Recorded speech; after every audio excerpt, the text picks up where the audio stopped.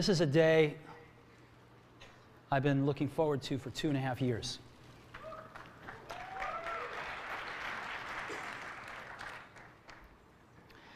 Every once in a while, a revolutionary product comes along that changes everything. And Apple has been, well, first of all, one's very fortunate if you get to work on just one of these in your career. Apple's been very fortunate.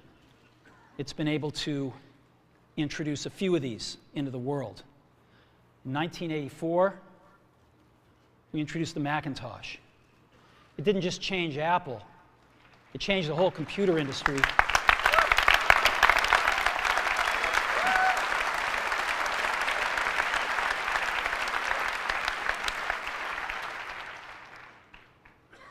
In 2001, we introduced the first iPod. And it didn't just change the way we all listen to music. It changed the entire music industry. Well, today, we're introducing 3 revolutionary products of this class. The first one is a widescreen iPod with touch controls.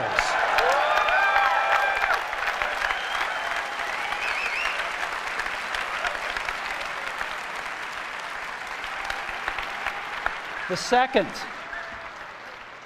is a revolutionary mobile phone.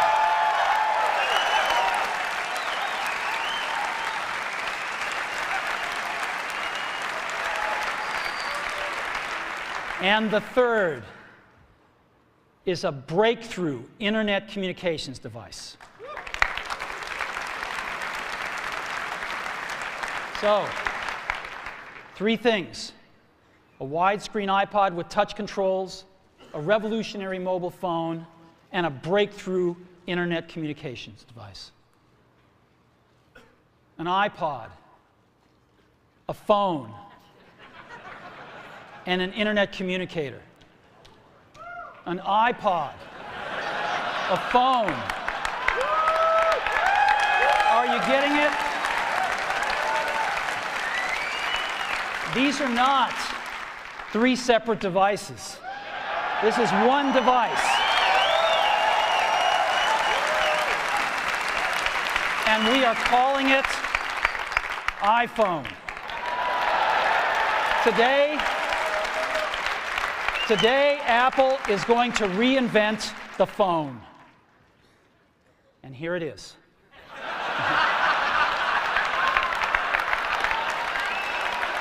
No. Actually, here it is, but we're going to leave it there for now. So, before we get into it, let me talk about a category of things. The most advanced phones are called smartphones, so they say. And they typically combine a phone plus some email capability, plus they say it's the internet, sort of the baby internet, into one device, and they all have these plastic little keyboards on them. The problem is that they're not so smart and they're not so easy to use. So if you kind of make a Business School 101 graph of the smart axis and the easy to use axis, regular cell phones are kind of right there. They're not so smart and they're not so easy to use. But smartphones are definitely a little smarter, but they actually are harder to use. They're really complicated. Just for the basic stuff, people have a hard time figuring out how to use them. Well, we don't want to do either one of these things. What we want to do is make a leapfrog product that is way smarter than any mobile device has ever been and super easy to use. This is what iPhone is. Okay? So, we're going to reinvent the phone. Now, we're going to start with a revolutionary user interface. Is the result of years of research and development. And, of course, it's an interplay of hardware and software. Now, why do we need a revolutionary user interface? I mean, here's 4 smartphones, right? Motorola Q, the BlackBerry, Palm Treo, Nokia E62, the usual suspects. And what's wrong with their user interfaces? Well, the problem with them is really sort of in the bottom 40 there. It's this stuff right here. They all have these keyboards that are there whether you need them or not to be there. And they all have these control buttons that are fixed in plastic and are the same for every application. Well, every application wants a slightly different user interface, a slightly optimized set of buttons just for it. And what happens if you think of a great idea 6 months from now? You can't run around and add a button to these things. They're already shipped. So what do? It doesn't work because the buttons and the controls can't change. They can't change for each application, and they can't change down the road if you think of another great idea you want to add to this product. Well, how do you solve this? It turns out we have solved it. We solved it in computers 20 years ago. We solved it with a bitmap screen that could display anything we want, put any user interface up, and a pointing device. We solved it with the mouse, right? We solved this problem. So how are we going to take this to a mobile device? Well, what we're going to do is get rid of all these buttons and just make a giant screen. A giant screen. Now, how are we going to communicate this? We don't want to carry around a mouse, right? So what are we going to do? Oh, a stylus, right? We're going to use a stylus. No. No. Who wants a stylus? You have to get them and put them away and you lose them. Yuck. Nobody wants a stylus. So let's not use a stylus. We're going to use the best pointing device in the world. We're going to use a pointing device that we're all born with. We're born with 10 of them. We're going to use our fingers. We're going to touch this with our fingers. And we have invented a new technology called multi-touch, which is phenomenal. It works like magic. You don't need a stylus. It's far more accurate than any touch display that's ever been shipped. It ignores unintended touches. It's super smart. You can do multi-finger gestures on it. And boy, have we patented it. So,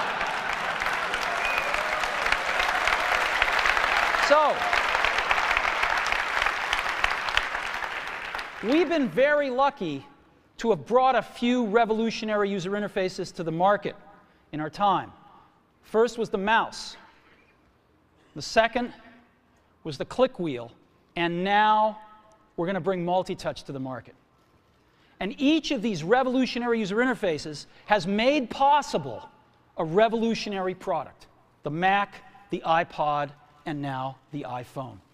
So, a revolutionary user interface. We're going to build on top of that with software. Now, software on mobile phones is like, it's like baby software. It's not so powerful. And today, we're going to show you a software breakthrough. Software that's at least 5 years ahead of what's on any other phone. Now, how do we do this? Well, we start with a strong foundation. iPhone runs OS 10. Now,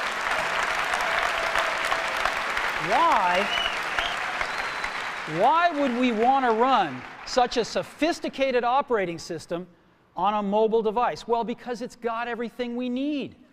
It's got multitasking. It's got the best networking. It already knows how to power manage. We've been doing this on mobile computers for years. It's got awesome security. And to write apps, it's got everything from Cocoa and the graphics, and it's got core animation built in, and it's got the audio and video that OS X is famous for. It's got all the stuff we want, and it's built right in to iPhone. And that has let us create desktop-class applications and networking, right? Not the crippled stuff that you find on most phones. This is real desktop-class applications. Now, you know, one of the pioneers of our industry, Alan Kay, has had a lot of great quotes throughout the years. And I ran across one of them recently that explains how we look at this, explains why we go about doing things the way we do, because we love software. And here's the quote. people who are really serious about software should make their own hardware. You know? Alan said this 30 years ago, and this is how we feel about it. And so we're bringing breakthrough software to a mobile device for the first time. It's 5 years ahead of anything on any other phone.